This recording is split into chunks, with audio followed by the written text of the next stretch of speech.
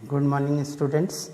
हम बात करते हैं क्लास 11th का। क्लास 11th के कुछ पार्ट बचे हुए थे चैप्टर 2 का ये जो लेक्चर था, कुछ लेक्चर्स बचे हुए थे, तो उसी लेक्चर्स के बारे में बात करते थे। कुछ हम टर्म्स के बारे में बात करते थे। जो टर्म्स है उस टर्म्स में हमने बहुत सारे टर्म्स को डिस्कस किया था, जैसे कि डेटर डिस्कस किया, क्रेडिटर डिस्कस किया, एसेट डिस्कस किया, ड्राइंग डिस्कस किया, कैपिटल डिस्कस किया। ये सब बातें हम लोगों ने डिस्कस किया, लेकिन इसमें से कुछ बचे हुए पार्ट्स हैं, उसी को मुझे ख़त्म करना। आज चैप्टर 2 का ये लास्ट क्लास है। चैप्टर 2 आज फिनिश हो जाएगा, ख़त्म हो जाएगा। तो हम बात करें सबसे पहले प्रॉफिट की। तो ये सब लोग जानते हैं कि प्रॉफिट क्या होता है। प्रॉफिट हम वो जानते हैं कि कोई चीज़ हम जितने का खरीद के लाते हैं, जितने का खरीद के लाते हैं वो मेरा एक्सपेंस है वो मेरा एक्सपेंस हो गया। और जितने का हम बेच देते हैं, मान लेते हैं कि कोई चीज़ हमने 50 रुपए का बेचा, मान लेते हैं कि कोई चीज़ हमने 50 रुपीज़ का बेच दिया। अगर 50 रुपए का बेच दिया और हमने उसको खरीद के लाया था 40 रुपए में, और उसके ऊपर खर्चा किया टोटल 5 रुपए बेचने में, तो 45 रुपए उसको खरीदने से लेके बेचने तक के खर्चे हो गए। और 50 रुपए का बेच दिया तो 45 रुपए का खरीदा था, 50 का बेच दिया तो 5 रुपए का प्रॉफिट हो गया। तो मैं कहना ये चाह रहा हूँ कि एक्सेस मतलब होता है ज़्यादा, of revenue over it's expenses. जो हमको रेवेन्यू जनरेट होता है उसके ऊपर जितना खर्च किया है उससे ज़्यादा जितना भी होगा वही हमारा प्रॉफिट होगा। हम समझते हैं प्रॉफिट का मतलब। लेकिन प्रॉफिट और गेन का मतलब हम अगर मीनिंग निकालें, दोनों का मीनिंग एक होता है, लेकिन हमारे अकाउंट्स में उसका मतलब अलग अलग होता है। सबसे पहली बात तो हम यहाँ पे बात करें तो गेन का, तो हम समझेंगे जैसे प्रॉफिट का मतलब कि हम जो बिजनेस करते हैं, जिस चीज़ का हम बिजनेस करते हैं, हम प्रॉफिट का मतलब अगर समझें तो प्रॉफिट का मतलब होता है कि जिस चीज़ का हम बिजनेस करते हैं उस चीज़ को हम लोग प्रॉफिट बोलते हैं। जैसे मान लीजिए हम स्टेशनरी बेचते हैं, तो स्टेशनरी को सेल करके जो पैसा कमाते हैं वो प्रॉफिट होता है। लेकिन स्टेशनरी के अलावा जो भी चीज़ें हम बेचते हैं, जैसे मान लीजिए हम स्टेशनरी की दुकान खोले थे, उसमें बहुत सारे फर्नीचर थे टूटे फूटे, या फिर हम कोई फ़ैन खरीदे थे, उसको खरीदे थे 100 रुपए का, बेच दिया 120 का, तो प्रॉफिट हुआ कि नहीं 20 रुपए का। लेकिन मेरा बिजनेस फ़ैन बेचना नहीं है, मेरा बिजनेस क्या है, स्टेशनरी बेचना है। तो वो जो फैन से बिजनेस इनकम होगी वो इनकम हमारे लिए गेन होगी, यानी नॉन रेकरिंग, मतलब जो बार बार नहीं होती। प्रॉफिट फ्रॉम द इवेंट और ट्रांजैक्शन, इसका मतलब समझा चुके पहले। इंसिडेंट जो अचानक हो जाए to the business, such as the sale of fix asset, such as a sale of fix asset. जैसे हम फिक्स एसेट को बेच के इनकम कमाते हैं उसी को गेन कहते हैं। गेन और प्रॉफिट में सिर्फ डिफरेंस इस बात का है कि प्रॉफिट जिसका बिजनेस करते उससे जो पैसा कमाते हो प्रॉफिट, और उसके अलावा जिससे प्रॉफिट कमा सकते हैं अगर कमाते किसी चीज़ से तो उसको गेन बोलते हैं। जैसे एक बिजनेसमैन है, कोई बैठा बैठा बिजनेस कर रहा है, वो कॉपी किताब बेचता है, वो किराने का सामान बेचता है, लेकिन वो क्या करता है, प्रॉपर्टी की डीलिंग भी बगल में करने लगा। क्या किया, कहा कि हम चलो ज़मीन बिकवाते हैं, तो वो जो ज़मीन वाला बिजनेस होगा वो उसके लिए क्या होगा, गेन होगा। लॉस की बात करें, जैसे प्रॉफिट वैसे लॉस की बात है। Excess of expenses of the period, it's a related revenue term that loss, मतलब एक्सेस ऑफ एक्सपेंस ज़्यादा हो जाए of the periods, it's related revenue, उस पीरियड उस समय के रेवेन्यू से अगर एक्सपेंस ज़्यादा हो जाए तो उसको हम लोग लॉस बोलते हैं। गुड्स क्या होता है मैंने बताया पहले भी, जिस चीज़ का हम बिजनेस करते हैं उसी को हम लोग क्या बोलते हैं, गुड्स बोलते हैं। तो the product in which the business deal, जिस चीज़ से बिजनेस डील करता है, जिसका बिजनेस करता है, स्टेशनरी बेचने वाले के लिए स्टेशनरी गुड्स होगा, आलू बेचने वाले के लिए आलू गुड्स होगा, किराने के सामान वाले के लिए किराने का जो सामान होगा, मर्चेंट होगा उसका होगा। कहता है परचेज क्या होता है, हम लोग सब लोग जानते हैं, कोई भी चीज़ हम खरीदते हैं बिजनेस में रीसेल के लिए। परचेज टर्म्स हम अपने बिजनेस में तभी यूज करते हैं जब हम किसी चीज़ को बेचने के लिए खरीदते हैं, ये ध्यान रहे। यानी purchase used only the goods procured, हम गुड्स खरीदते हैं for the business for resale, किस बात के लिए, बेचने के लिए। अगर हम गुड्स को बेचने के लिए खरीदते हैं तो ही हम उसको गुड परचेज बोलेंगे बिजनेस में ये बोलेंगे। फिर परचेज रिटर्न की बात, जब कोई चीज़ हमने खरीद के लाया और उसमें कुछ प्रॉब्लम है, प्रॉब्लम की वजह से उसको वापस कर दिया, तो उसको हम लोग बोलते हैं परचेज रिटर्न। ठीक। उसका सेल, जैसे हमने ये किया, अगर किसी गुड्स का हम सेल करते हैं तो उसको हम लोग सेल बोलते हैं। जिस चीज़ का बिजनेस करते हैं उसको बेचते हैं तो सेल। सेल्स रिटर्न, जो बेचा अगर वापस आ गया तो सेल्स रिटर्न।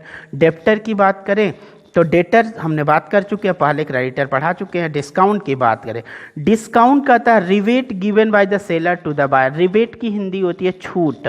रिबेट का मतलब होता है छूट। रिबेट का मतलब छूट। अगर हम कोई चीज़ खरीदते हैं उसमें कुछ कम प्राइस वो ले ले सेलर, तो उसको हम लोग डिस्काउंट बोलते हैं। यानी रिबेट मतलब होता है छूट, और रिबेट का दूसरा मीनिंग होता है discount. Rebate given by the seller to the buyer, seller buyer को जो रिबेट देता है उसी को हम लोग डिस्काउंट बोलते हैं। अब बात करते हैं, ये होता दो तरीके का होता है।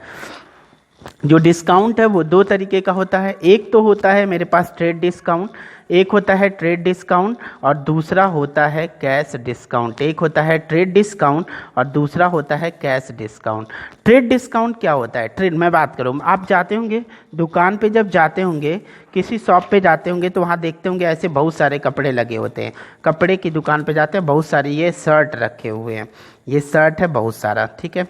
अब इस शर्ट पे ऐसे एक प्राइस लगा होता है, प्राइस टैग लगा होता है, लिखा होता है 20% ऑफ, इस तरह का टैग लगा होता है और लगा होता है 20% ऑफ। ये पूरा शर्ट रखा हुआ है एक टेबल पे, ऐसे निकला हुआ है। तो ये टैग किसके लिए? ये सबके लिए है। यानी कि ये कंपनी तभी छूट देती है जब इसको होलसेलर इसको छूट देता है। मतलब कि कंपनी बोल देती है, जैसे हम जाते हैं जब बिग बाज़ार में, तो बिग बाज़ार में देखते हैं अलग अलग, बिग बाज़ार में ना, हम रिलायंस ट्रेंड की बात करें, रिलायंस ट्रेंड में जाते हैं तो हम देखते हैं अलग अलग कंपनियों के कपड़े के अलग अलग एक बॉक्स बना होता है, शोरूम होता है, अलग अलग होता है। हर जगह कपड़े अलग अलग कंपनी के अलग अलग जगह रखे होते हैं। आपको आती है कैनरी लंदन एक कंपनी है, या फिर मैं बात करूँ स्पार्क एक कंपनी है शर्ट की, तो वो बोलती है कि इसको रिलायंस ट्रेंड को ऐसा है मेरा शर्ट जो है 20% डिस्काउंट पे बेचो।